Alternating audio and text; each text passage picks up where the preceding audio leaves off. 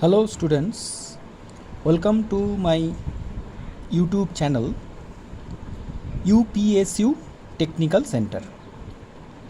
UPSU Technical Centre আজকে আমি একটি নতুন টপিক শুরু করছি, সেটা হচ্ছে ডিসি সার্কিট। এই ডিসি সার্কিট টপিকটা হচ্ছে বেসিক ইলেকট্রিক্যাল ইঞ্জিনিয়ারিংয়ের টপিক। বেসিক ইলেকট্রিক্যাল ইঞ্জিনিয়ারিংয়ের সাবজেক্টটা ফার্স্ট ইয়ার ফার্স্ট সেমিস্টারে স্টুডেন্টদের জন্য অ্যাকচুয়ালি এফেক্টিভ, ঠিক আছে। তা ফার্স্ট ইয়ার ফার্স্ট সেমিস্টারের এই সাবজেক্টটা বেসিক ইলেকট্রিক্যাল ইঞ্জিনিয়ারিং সমস্ত স্ট্রিমকেই পড়ানো হয়, সেই হিসেবে এই সাবজেক্টের যথেষ্ট গুরুত্ব রয়েছে। যাই হোক, আমার লেকচার সিরিজ শুরু করার আগে, এই লেকচারটা শুরু করার আগে আমি তোমাদের জানিয়ে রাখি, ইউপিএসইউ টেকনিক্যাল সেন্টার চ্যানেলে আমি অলরেডি এসি সার্কিটের, তার মানে এই বেসিক ইলেকট্রিক্যাল ইঞ্জিনিয়ারিংয়ের আরেকটি আলাদা টপিক বা মডিউল বলতে পারো, সেটা অলরেডি আপলোড করেছি। যারা যারা অলরেডি সেটাকে দেখছো খুব ভালো, তবে আমার দিক থেকে একটা রিকোয়েস্ট, ম্যাক্সিমাম যারা এই সাবজেক্টটা ভালোভাবে পড়তে চায়, জানতে চায়, ঠিকভাবে হয়তো পড়া হলো না, তাদের মধ্যে এটাকে শেয়ার করো, ম্যাক্সিমাম সাবস্ক্রাইব করো, তাতে electrical related paper in future প্রত্যেকটার লেকচার তোমরা পাবে। তার সাথে আরও একটি সুবিধা এটাই যে তোমরা যদি এই সাবজেক্টের লেকচার সিরিজগুলোকে পছন্দ করো এবং তার রেসপেক্টে তোমরা যদি লাইক বা কমেন্ট করো, তাহলে আমি এই চ্যানেলটাকে আরও, যেটাকে বলা যায়, খুব প্রফেশনালি এফেক্টিভ করে তুলতে সক্ষম হব। ওকে, যাই হোক, আজকে আমি শুরু করছি ডিসি সার্কিট। প্রথমেই বলে রাখি, বেসিক ইলেকট্রিক্যাল ইঞ্জিনিয়ারিং ESEE 101 দেখতেই পাচ্ছ, এর মডিউল 1-এর আন্ডারে ডিসি সার্কিট হচ্ছে একটা পার্ট। মডিউল 1 এর আন্ডারে ডিসি সার্কিট হলো একটা পার্ট। প্রথমত মডিউল 1-এ আমাদের এই যে পার্টটা আছে, তার মধ্যে কিন্তু অনেকগুলো সাব পার্ট আছে, যেগুলো আমরা ধীরে ধীরে এই কনজিকিউটিভ লেকচার সিরিজে কমপ্লিট করব। আমার লেকচার সম্বন্ধে তোমাদের আগেও বলেছি, আমার লেকচারের টাইম হচ্ছে 30 মিনিটস, এর চেয়ে বেশি আমি লেকচার খুব একটা তৈরি করি না। কিছু কিছু ক্ষেত্রে এর চেয়ে কমেই সব শেষ করবার চেষ্টা করি, অনেক সময় হয়তো একটু বেশি হলেও হতে পারে। সেই জন্য এখানে কিন্তু অনেকগুলো লেকচার সিরিজ শুরু হবে। কেন বলছি এই কথাটা? কারণ এখানে আমি যখন লেকচার সিরিজটা শুরু করব এবং তার একটা স্পেসিফিক নাম তোমরা ওখানে দেখতে পাবে, সেটা আমি ওখানে উল্লেখ করব, সেটা তোমাদের দরকার পড়লে আমি আবার ইন ফিউচার বলে দেব। তবু মাথায় রাখবে, ডিসি সার্কিটের আন্ডারে ধরো ডিসি সার্কিট 1, ডিসি সার্কিট 2, এইভাবে পরপর কিন্তু লেকচার সিরিজগুলো চলবে। ওই জন্য এটা বলার কারণ হচ্ছে, হঠাৎ করে তোমরা কেউ একজন লেকচারের 3 নম্বর বা 4 নম্বর হঠাৎ করে তুমি লেকচার দেখছো কোনো জায়গায় পেলে পড়লে, তোমরা চট করে কিন্তু সেই চ্যানেল ইউপিএসইউ টেকনিক্যাল সেন্টার চ্যানেলে তোমরা এন্ট্রি করে প্লে লিস্ট থেকে ভালোভাবে ফলো করো। তাহলে কি হবে, তোমরা পুরো যে অ্যাকচুয়াল যে তুমি যে টপিকটা পড়ছো তার টোটাল কনসেপ্ট ক্লিয়ার করা সম্ভব হবে। মোদ্দা কথা, যে কোনো টপিক পড়লে সেটার যদি তোমার বেসিক পুরো ক্লিয়ার না থাকে, তাহলে আমার দেওয়া প্লেলিস্টটাকে ফলো করবে। ওকে, ঠিক আছে, শুরু করা যাক। ফার্স্ট দেখো, ডিসি সার্কিটের ডিসি, এটার কথাটা হচ্ছে D for direct, C for current, direct current circuit. মানে আমরা এখানে যে সার্কিটটাকে স্টাডি করব, এই সার্কিটটা হচ্ছে ডাইরেক্ট কারেন্টের ওপর বেস করে। মানেটা কীরকম সেটা আমরা আস্তে আস্তে করে ডিসকাস করব। তবে এসি সার্কিট যেহেতু আমি আগে উল্লেখ করেছি, সেখানে আমি অলরেডি বলেছি, ডিসি সার্কিটের ক্ষেত্রে যখন আমরা পড়ব, সেখানে সাপ্লাইটার কীরকম নেচার হবে। আমরা ভোল্টেজ দিয়ে বা কারেন্ট দিয়ে বিচার করলে এই জিনিসটা দেখব যে এখানে ভোল্টেজ বা কারেন্ট কিন্তু কনস্ট্যান্ট ইন নেচার, এবং আমরা এখানে শো করেছিলাম যে এটা একটা স্ট্রেট লাইন টাইপের দেখানো হয়। যে ম্যাগনিটিউড আমি শো করব, যদি 5 ভোল্ট হয় তাহলে 5 ভোল্ট কনস্ট্যান্ট, যদি 5 অ্যাম্পিয়ার হয় 5 অ্যাম্পিয়ার কনস্ট্যান্ট। আমি বলছি থিওরিটিক্যাল পয়েন্ট অফ ভিউ, মানে প্র্যাকটিক্যালে অনেক ক্ষেত্রেই কিন্তু ভোল্টেজ কম বেশি কারেন্ট কম বেশি হতে পারে, তার মানে ওটা কিন্তু তোমার চেঞ্জেবল কারেন্ট, মানে এসি কারেন্ট নয়। এসি কারেন্ট বা ডিসি কারেন্ট দুটো কিন্তু সম্পূর্ণ আলাদা, সেটা আমি অলরেডি এসি সার্কিটে আলোচনা করেছি, সেটা তোমরা লেকচার পেয়ে যাবে। ঠিক আছে, এখানে যেটা আছে সেটা হচ্ছে অনলি ডিসি সার্কিট, মানে ডিসি কারেন্ট নিয়ে এখানে আলোচনা হবে। ফার্স্ট বলা হয়েছে ইলেকট্রিক্যাল সার্কিট এলিমেন্টস RLC। এখানে ইলেকট্রিক্যাল সার্কিট এলিমেন্ট এটা হচ্ছে RLC সম্বন্ধে একটা ছোট ব্রিফ ওভারভিউ রাখতে বলা হয়েছে। মূলত এটা মডিউল 1, এটার লেকচার আগে দেওয়াটাই উচিত ছিল, কিন্তু আমি মডিউল 2 এর লেকচার আগে তোমাদের ওখানে দিয়ে রেখেছি। ঠিক আছে, যাই হোক, এখানে RLC এদের একটা যদি বলো ব্রিফ ওভারভিউ তোমাদের প্রথমত জানতে হবে। আরও একটা কথা বলি, যারা শুধুমাত্র বেসিক ইলেকট্রিক্যাল পড়ার জন্য তাকে ফলো করছো তাদের জন্য একেবারে স্যাটিসফাইড লেকচার দেওয়ার আমি চেষ্টা রেখেছি, কিন্তু যারা বেসিক ইলেকট্রিক্যালের না চিন্তা করে এখানে কিছু সার্কিটের অঙ্ক পাবো বলে সার্কিট থিওরির যদি হেল্প নিতে যাও তাহলে কিন্তু সেই হেল্পটা অসম্পূর্ণ রয়ে যাবে, আনস্যাটিসফাইড থাকবে। কারণ এখানে আমি কিন্তু ততটা ডেপথে আলোচনা করব না যতটা ডেপথ এই বেসিক ইলেকট্রিক্যালের ক্ষেত্রে আলোচনা করা উচিত, কারণ এতে সময় নষ্ট এবং স্টুডেন্টদের অ্যাকচুয়াল পয়েন্ট থেকে দূরে সরে যাওয়ার প্রবণতাটা বেশি থাকবে। ঠিক আছে, ওই জন্য টু দি পয়েন্ট আলোচনা করার টার্গেটটা থাকবে। তার জন্য তোমাদের ফলো করতে হবে সার্কিট থিওরির লেকচার সিরিজ, সেটা এখনও পর্যন্ত ওখানে অ্যাভেলেবল নয়, তবে সেগুলোও খুব শীঘ্রই সেই চ্যানেলে তোমরা পাবে। যাই হোক, তা এখানে এগুলোর ওপরে একটা ছোট্ট ওভারভিউ আমাদের নেওয়া হবে। তারপরে আসছে voltage current sources, very important voltage current source. আমরা নর্মালি অনেকগুলো ছোট সার্কিট আমাদের ফিজিক্সে করে এসেছি এবং ফিজিক্যাল সায়েন্স থেকেই হয়তো এগুলো সম্বন্ধে একটা ধারণা তোমাদের ওখানে পেয়েছো। তা সেখানে আমাদের এই ভোল্টেজ সোর্স কারেন্ট সোর্সের একটা ওভারভিউ নিতে হবে, কিন্তু এটা কিন্তু খুব সংক্ষেপে নয়, এটা মোটামুটি ডিটেল কিন্তু আলোচনা করা হবে। ডিটেল বলতে যতটা ম্যাক্সিমাম তোমাদের এই লেভেলে জানা উচিত। ঠিক আছে, আর বলেই রাখছি যেটা আলোচনা হবে একদম রুট লেভেল থেকে।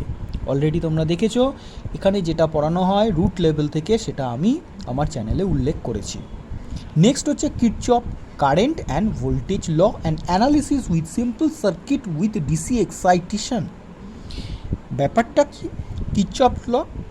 কিরচফ current law, voltage law already তোমরা ফিজিক্সে 11-12 এগুলো কভার করাই আছে, তবে এখানে এটা একটু ডিটেলে পড়াশুনো করা হবে। But here the circuit will be simplified or analyzed. কী দিয়ে অ্যানালাইজ করা হবে? DC excitation. ঘাবড়াবার কিছু নেই, DC excitation means DC source ব্যবহার করবে, ডিসি ভোল্টেজ সোর্স বা ডিসি কারেন্ট সোর্স ব্যবহার করবে, যা দিয়ে তুমি এই সার্কিটটাকে অ্যানালিসিস করতে পারবে। বোঝাতে পারলাম? নেক্সট হচ্ছে সুপারপজিশন, থেভেনিন, নর্টন থিওরেমস। এগুলো কি বলে লাভ কী, এগুলো আমি যখন পড়াবো তখন ডিটেলে যাব। এগুলো হচ্ছে এক একটা থিওরেম, তবে এখানে একটু ইনকমপ্লিট বলে আমার মনে হয়েছে। এর আগেও আমি দীর্ঘদিন ধরে এই সাবজেক্ট পড়াবার সময় এই কথাটা মাথায় রেখেছি যে আরেকটি থিওরেম এখানে করানো উচিত, that is maximum power transfer theorem. এই যে দেখতে পাচ্ছ তিনটে কথা বলা আছে, সুপারপজিশন, থেভেনিন, নর্টন, তার সাথে maximum power transfer theorem extra আমি কিন্তু এখানে কভার করব। আর লাস্টের টপিকটা আমি উচ্চারণও করতে চাইছি না, time domain analysis of the first order RL and RC circuit, এইটা আমি এখন আলোচনা করব না। ঠিক আছে, কেন আলোচনা করলে ব্যাপারটা একটু গণ্ডগোলের দিকে চলে যাওয়ার সম্ভাবনা থাকবে। এটা একদম এর সাথে সিলেবাসে দিয়েছে, আমাদের যারা সিলেবাস সেট করেছে তারা ঠিক কী চিন্তাভাবনা করেছে, কিন্তু তোমাদের এখানে এই মুহূর্তে এটাকে আলোচনা করতে আমি চাইছি না, পরে আমি আলোচনা করব। ঠিক আছে, তাহলে মোটামুটি সিলেবাস সম্বন্ধে একটা ধারণা দিলাম। দেখো এই সিলেবাসের প্রথম যেটা বলা হয়েছে that is electrical circuit elements RLC। প্রথমত আমি যদি এখানে আলোচনা শুরু করি তাহলে প্রথমে আমি বলবো আর কি। আর হলো, তুমি যদি বলো, আমি সবাই মোটামুটি এটা একটু জানো, বলবে কি রেজিস্ট্যান্স।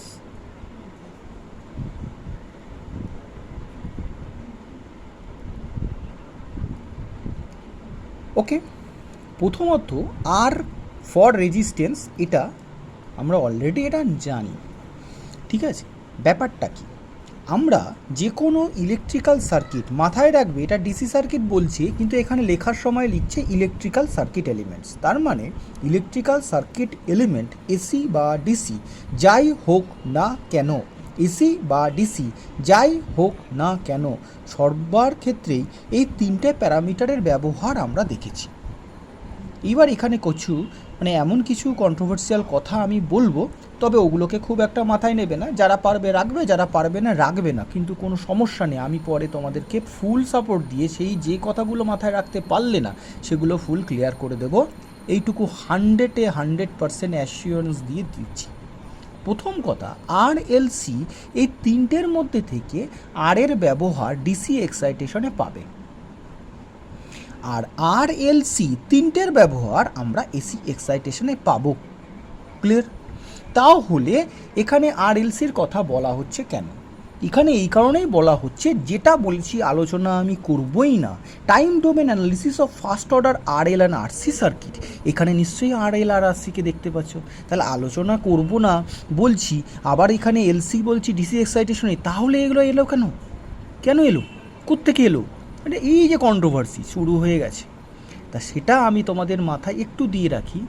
বাবা একটা কথা মাথায় রাখবে, ট্রানজিয়েন্ট অ্যানালিসিস বলে একটা গ্রুপ অফ ওয়ার্ডস আমরা জানি, ট্রানজিয়েন্ট অ্যানালিসিস। কিছু কিছু স্টুডেন্ট জানো, কিছু কিছু স্টুডেন্ট শুনেছ, কিছু কিছু স্টুডেন্ট হয়তো শোনোনি।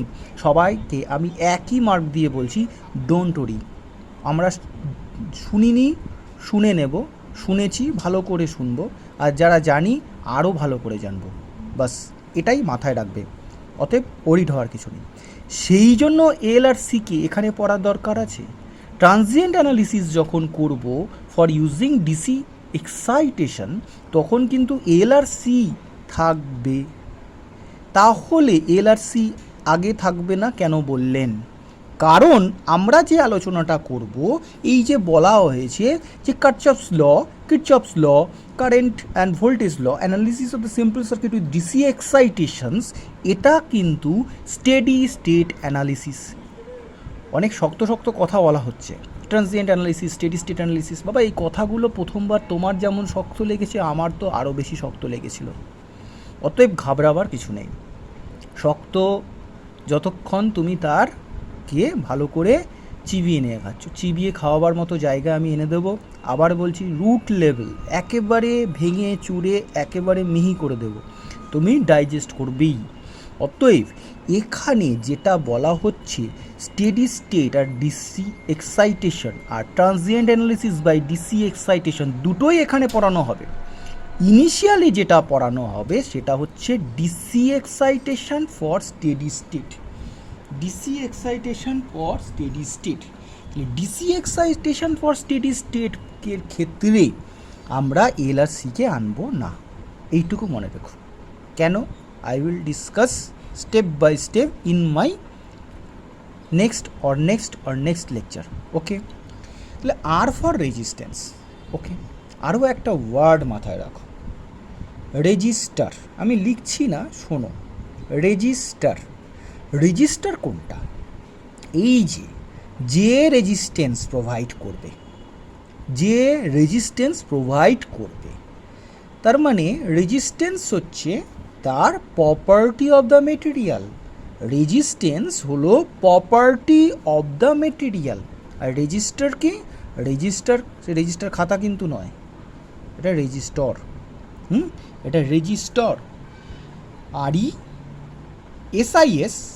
RESISTOR, that is resistor. Resistor হচ্ছে এলিমেন্ট, প্রথমত এখানে যে কথাটা বলা হয়েছে সেটা একটু সমস্যায় ফেলতে পারে। এই যে এলিমেন্টস বলা হয়েছে, অ্যাকচুয়ালি আমি যদি একটা রেজিস্ট্যান্সের ছবি আঁকি, তুমি কি বলবে? এই তো স্যার, এই হ্যাঁ আমরা প্রত্যেকে আঁকতে জানি।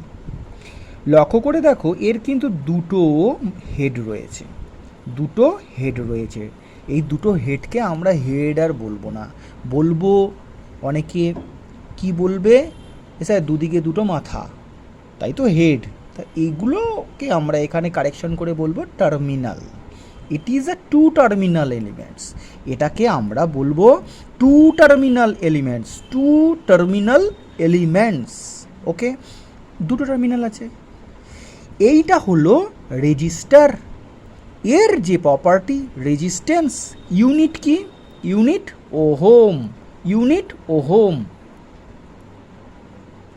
ওকে, রেজিস্ট্যান্সের উপরে বেসিক ইলেকট্রনিক্সে দেখবে অনেকটা ডিটেল পড়ানো হয়। ওখানে কালার কোডিং থেকে শুরু করে কি করে তুমি তার রেজিস্ট্যান্স ভ্যালু ক্যালকুলেট করবে, ইট ইজ ভেরি ইন্টারেস্টিং। এগুলো এখানে ডিসকাস করার জায়গা নেই, সেগুলো ওখান থেকে ভালো করে তোমাদের কিন্তু পড়ে নিতে হবে। এবার প্রশ্ন হচ্ছে বেসিক ইলেকট্রনিক্স তোমাদের সাবজেক্টটা ধরে নেওয়া হয়েছে, উচ্চ মাধ্যমিকে পড়ে ফেলেছে, সেই জন্য আমি ওই বেসিক ইলেকট্রনিক্সের ওই সমস্ত পার্টের ওপরেও নেক্সট কিছুটা ভিডিও লেকচার কাজ চলছে। ইন ফিউচার আমি সেগুলো আপলোড করার চেষ্টা করব। ওকে, নেক্সট হচ্ছে এল। এর মাঝে একটা কথা বলে রাখি, এই রেজিস্ট্যান্সের ওপরে তোমাদের এর থেকে যদি বেশি কিছু জানতে হয় সেটা হচ্ছে এর ভ্যালু। মাথায় রাখবে রেজিস্ট্যান্সের ভ্যালু মিলি ওহম, মিলি ওহম থেকে শুরু করে মেগা ওহম অবধি করা যেতে পারে। মানে আমরা সার্কিটে মিলি ওহম থেকে শুরু করে মেগা ওহম অবধি ব্যবহার করতে পারি সার্কিটে, এইটুকু মাথায় রাখবে। তার মানে এর কিন্তু রেঞ্জ অনেকটা বেশি, বোঝা গেল? তাহলে প্রশ্ন হচ্ছে এখানে এইগুলোর এত কথার উদ্দেশ্য কী? উদ্দেশ্য এটা, একটা কথা তোমাদের বলি, যখন আমরা নিউমারিক্যাল করব, ইট is a very important part. একটা কথা মাথায় রাখবে, অনেক পড়লে তারপর নিউমারিক্যাল করানো হয় কেন? অনেক পড়লে ল্যাব করানো হয় কেন? কারণ এটা তোমাকে ইউজার ফ্রেন্ডলি করা। ইউজার ফ্রেন্ডলি করা মানে তোমার সাবজেক্টটার উপরে বেশ ভালো মতো দখল আনার জন্য ল্যাবে যাওয়া। যদিও আমরা সেইভাবে ল্যাব করবার সুযোগ পাই না, করি না, সমস্ত ফ্যাক্টর থাকে, তার মানে আলটিমেটলি কি হয় না, জ্ঞান আসে না, আমাদের জায়গাটা কিন্তু অনেক খামতি রয়ে যায়। যাই হোক, তা আমাদের এখানে অঙ্কগুলো যখন করব, মানে নিউমারিক্যাল, এর রিলেটেড নিউমারিক্যাল যখন করব, আমি বেসিক্যালি সব সময় স্টুডেন্টদেরকে ভ্যালুগুলো সম্বন্ধে বেশ ভালো মতো তাদেরকে ঝালাই করে দিই। কেন করি? ওই ভ্যালুগুলো তোমাকে হেল্প করে যে প্র্যাকটিক্যালি কীরকম অঙ্ক, মানে কীরকম ভ্যালু আমাদের এই যে এনভায়রনমেন্টে আমরা ইউজ করি, মানে আমরা কী ধরনের সার্কিট এলিমেন্টসের ভ্যালু বাজারে পাবো। কেন? কারণ এটা তুমি ভ্যালু না জানলে ভালো ইঞ্জিনিয়ার হতে পারবে না, নন ভ্যালুয়েবল ইঞ্জিনিয়ার। কারণ তুমি বাজারে গিয়ে খুঁজে বেড়াচ্ছ একটা মেগা ওহম ফ্যারাড, ধরো কথা বলছি, আসছে, তুমি বাজারে কোথাও গিয়ে পাবে ওই ফ্যারাড? পাবে না। আরে ফ্যারাডই পাবে না, কেন পাবে না? তা সেই জিনিসটা তুমি কি পড়োনি? তোমাকে যদি বলা হয়, বলে না স্যার ওরকম কিছু তো বলেনি। না না না না, অঙ্ক করার সময় তোমরা ফলোই করোনি, নিউমেরিক্যাল করার সময় তোমরা ফলোই করোনি, সেখানে মেনশন করা হয়। আমি অঙ্ক করাবার সময় স্টুডেন্টদেরকে ভ্যালুগুলোকে বারবার করে চিৎকার করে ওই ভ্যালুগুলোকে আমি একটু বেশি করে জানাই, কারণ বাজারে গিয়ে তো বাবা ওই করতে হবে, তুমি থুরি না অঙ্ক করতে বসবে। তুমি জানোই না কত অ্যাম্পিয়ারের, কত ফ্যারাডের, কত ওহমের ভ্যালু, কত ভ্যালু তোমার লাগবে। অতএব ভ্যালুগুলো ইম্পর্টেন্স, নলে ভ্যালুয়েবল ইঞ্জিনিয়ার হওয়া যাবে না। ঠিক এখানে একটা জিনিস মাথায় রাখবে, আমি এইগুলো এই কারণেই বলছি যে রেজিস্ট্যান্স কিন্তু মিলি ওহম থেকে শুরু করে মেগা ওহম অবধি হতে পারে। ঠিক আছে, এটা হলো গিয়ে যদি আমি বলি যে রেঞ্জ অফ ইউনিটস। নেক্সট হচ্ছে এল। এখানে আবার একটা ঝামেলাটা কি? এল দিয়ে তো ইন্ডাকটেন্স হয় না, কিন্তু ইন্ডাকটেন্স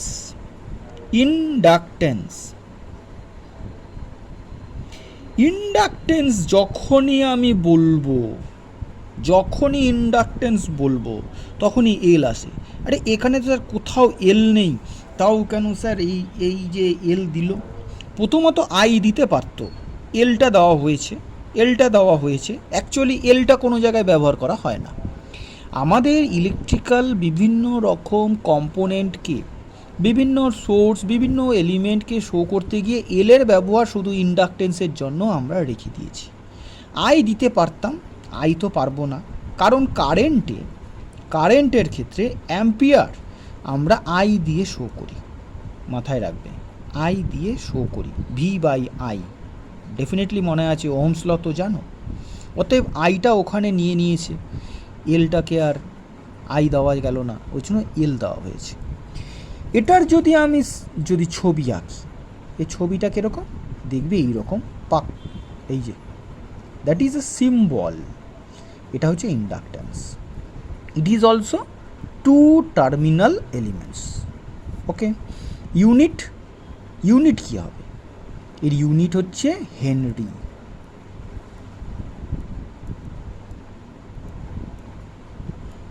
ইউনিট হচ্ছে হেনরি।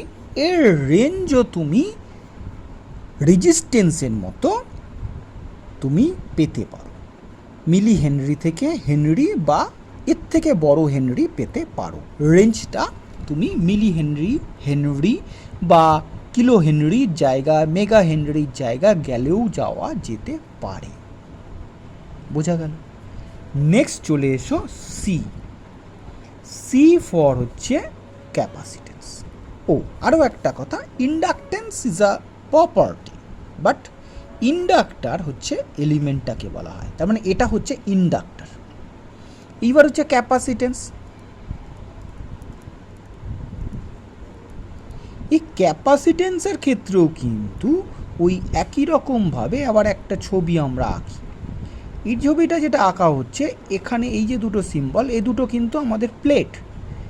এটা কন্ডাক্টিং ওয়্যার হতে পারে, এর মাঝে যে স্পেস থাকে, এই স্পেসে কি থাকে? Dielectric substance. জাস্ট একটু মনে রেখো, এগুলো মনে না রাখলে সমস্যা, গ্র্যান্ড ভাইভাতে যখন বসবে তখন সমস্যা হয়। সি দিয়ে ক্যাপাসিটেন্স, এই নিয়ে তো সমস্যা নেই, এটাকে বলা হয় capacitor. Register resistance, inductor inductance, capacitor capacitance. এটাকে কি বলা হয়? ফ্যারাড। ইউনিট কি? ফ্যারাড। অসুবিধা নেই, কোনো অসুবিধা নেই, কিন্তু এখানে একটা বড় অসুবিধা আছে, নেই বলেও আছে। কি? তুমি যদি বাজারে গিয়ে বলো এত ফ্যারাড আমার লাগবে, ব্যাস সমস্যায় পড়ে যাবে বাবা। কেন? এটা কিন্তু micro farad, pico farad, nano farad বাজারে অ্যাভেলেবল, ফ্যারাডে অ্যাভেলেবল নয়। ফ্যারাডে ক্যাপাসিটার খুবই কম, rare, as per design requirement হতে পারে। এই যে আমাদের যে ফ্যানগুলো মাথার উপরে ঘুরছে, আমি পড়াচ্ছি, আমার মাথার উপরে একটা ফ্যান ঘুরছে, তোমরা যারা লেকচার শুনবে, যখন তোমাদের ঘরেও যদি গ্রীষ্মকাল চলে, গরম লাগে, ফ্যান চলছে, সেই ফ্যানে থাকে একটা ক্যাপাসিটার। অনেকে জানো বা জানো না তো জেনে নাও। ইন ফিউচার যারা ইলেকট্রিক্যাল ব্যাকগ্রাউন্ডে থাকবে, তারা মেশিন পড়তে গেলে এর ব্যবহার পাবে। ওখানে যে ক্যাপাসিটারটা থাকে তাকে সাধারণত ইলেকট্রিশিয়ানরা কনডেন্সার বলে চালায়। সেই কনডেন্সারের ভ্যালু দেখবে 12 মাইক্রোফ্যারাড, 12 মাইক্রোফ্যারাড, বি, আমি ভুলও বলতে পারি, কাইন্ডলি কনসিডার। দেখবে মাইক্রোফ্যারাডে রয়েছে, ফ্যারাডে নয়। Micro means 10⁻⁻6। কেন? ইমাজিন, 10⁻⁻6 রয়েছে ভ্যালু, সেই ভ্যালুতেই ফ্যানটা দৌড়চ্ছে। অতএব ফ্যারাডের ক্ষেত্রে বিগ ইউনিট ব্যবহার করা হয় না। কেন বললাম সেটা তোমরা ভাই বসলে বুঝতে পারবে। অনেক ক্ষেত্রে এই ধরনের প্রশ্নের সম্মুখীন তোমাদের হতে হবে, তা সেক্ষেত্রে এই জিনিসগুলো জেনে রাখাটা দরকার। এই তিনটে এলিমেন্টের আমাদের এখানে একটা ছোট্ট ধারণা আমি দিলাম, এই ছোট ধারণাটা কিন্তু মাথায় রাখার চেষ্টা করবে। রেজিস্ট্যান্সে হচ্ছে রেজিস্টারের প্রপার্টি, ইন্ডাকটেন্স হচ্ছে ইন্ডাক্টারের প্রপার্টি, ক্যাপাসিটেন্স হচ্ছে ক্যাপাসিটারের প্রপার্টি। আমি বললাম এরপরে এর ওপরে আরও একটি ধারণা দিচ্ছি, মন দিয়ে শুনবে, তোমরা নোট করেও নিতে পারো। আমি এখানে কিন্তু লিখছি না, সময়টা বেশি নষ্ট হবে, লেকচারটা বড় হতে থাকবে। প্রথম কথা হচ্ছে এদের তিনজনের আবার কাজ আছে। যখন সার্কিটে আমি রেজিস্ট্যান্স অ্যাড করেছি, ঠিক আছে, রেজিস্ট্যান্স যখন আমি অ্যাড করলাম তখন দেখবে যে সার্কিটে রেজিস্ট্যান্সের জন্য কিছু লস হচ্ছে। আমি যতটুকু বলবো ওইটুকুই মাথায় রাখো, রেজিস্ট্যান্সের মধ্যে কিছু লস হচ্ছে, মানে রেজিস্ট্যান্সটাকে সার্কিটে রেখেছো, সেই রেজিস্ট্যান্সের মধ্যে দিয়ে কারেন্ট ফ্লো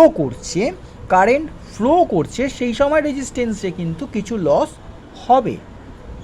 এটা রেজিস্ট্যান্সের প্রপার্টির মধ্যে পড়ে। রেজিস্ট্যান্স কি করে? হিট ডেসিপেট করে, গরম হয়, গরমটাকে রিলিজ করে দেয়। রিলিজ করে দেওয়ার জন্য কি হয়, ও লস হিসেবে আমরা সেটাকে দেখি। অনেকেই শুনে থাকবে I²R লস, না শুনলে কোনো অসুবিধা নেই। এটা কি করে? লস করে, সার্কিটের তোমার লস করে। এইবার প্রশ্ন, কি লস করে sir? Energy loss, power loss, যা বলো, পাওয়ার লস করে, এনার্জি লস করে, হোয়াট এভার তুমি যাই বলো, লস করে। ওকে, সরি। আর যদি এবার আসছি ইন্ডাক্টর আর ক্যাপাসিটার, এরা দুজনে হচ্ছে লস করে না। যদি আমি বলি পিওর ইন্ডাক্টর, যদি আমি বলি পিওর ক্যাপাসিটার, এরা কখনো লস করে না। এরা এনার্জি বলি স্টোর করে।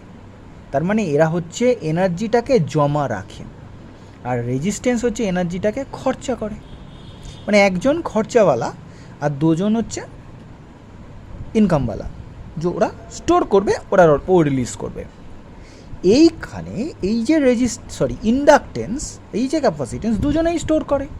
দুজনে কি একই কাজ করে? না বাবা, দুজনের কাজ আলাদা।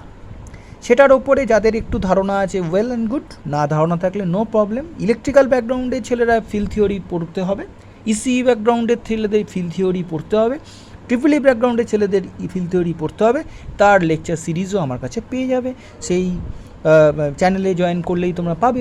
ওখানে পড়ানো হবে, ওখানে ডিটেল পড়ানো আছে। মাথায় রাখো, তোমাদের যারা অল ওভার সমস্ত স্ট্রিম যেহেতু পড়ছো, অতএব এখন শুধু ব্রিফ ওভারভিউ নেওয়ার জন্যই এসছো। সেটার জন্য মাথায় রাখি, এরা যে এনার্জি স্টোর করে, তারা দু ধরনের এনার্জি স্টোর করে। একটা হচ্ছে ইলেকট্রোম্যাগনেটিক এনার্জি বা ম্যাগনেটিক এনার্জি, আর একটা হচ্ছে ইলেকট্রোস্ট্যাটিক এনার্জি বা স্ট্যাটিক এনার্জি শো করে। একটা ইলেকট্রোম্যাগনেটিক এনার্জি স্টোর করে, আর একটা ইলেকট্রোস্ট্যাটিক এনার্জি স্টোর করে। এবার প্রশ্ন হচ্ছে কে কোনটা স্টোর করে? রেজিস্ট্যান্স তো লস করে, পাওয়ার লস বা এনার্জি লস করে। ইন্ডাক্টর, এই যে ইন্ডাক্টর দেখছো, এ হচ্ছে ইলেকট্রোম্যাগনেটিক এনার্জি স্টোর করে। ক্যাপাসিটর ইলেকট্রোস্ট্যাটিক এনার্জি স্টোর করে। এটুকু তোমাদের এই লেভেলে জেনে রাখা যথেষ্ট।